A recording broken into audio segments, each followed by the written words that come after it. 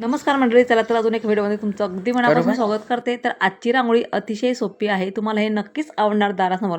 तर आज आपण एस नावापासून रांगोळी तयार करणार आहे. आधी आपल्याला पांढऱ्या रांगोळीने एस काढून घ्यायचा. वरचं जे टोक आहे तिथं आपल्याला पांढरी रांगोळीचे टिपका ठेवून सर्कलमध्ये डिझाईन तयार करून घ्यायची. अगरबत्तीच्याच मदतीने खालची लाईन आपल्याला ओढून घ्यायची. खालच्या साईडनं आपल्याला 2 पानं काढून घ्यायची, म्हणजे एक डॉट ठेवून चमच्याच्या मदतीने पानांचा आकार द्यायचे. वरचं जे फूल तयार केलं होतं तिथं आपल्याला एक एक लाईन ओढून घ्यायचा आणि पांढऱ्या कलरचा टिपका हा ठेवून द्यायचे. अतिशय सुंदर फूल आपलं बनून तयार होते. मी अशा पद्धतीनं काढते, तुम्हाला जसं आवडेल त्या पद्धतीनं फूल तुम्ही तयार करू शकतात.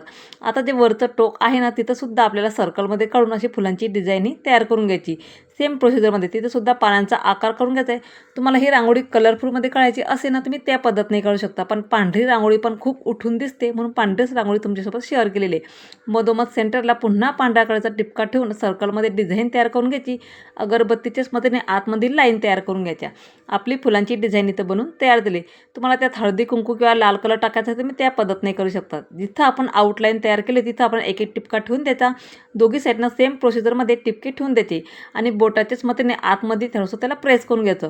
वरचे जे टिपके आहे त्याला आपल्याला लाईन ओढून घ्यायचे. अशा पद्धतीनं आपली सुंदर फुलांची डिझाईन इथं यस नावानं तयार झालेली आहे. तर आजची रांगोळी तुम्हाला माझी कशी वाटली मला नक्कीच कमेंट करून सांगा. व्हिडिओ आवडला असेल तर जास्तीत जास्त शेअर करा.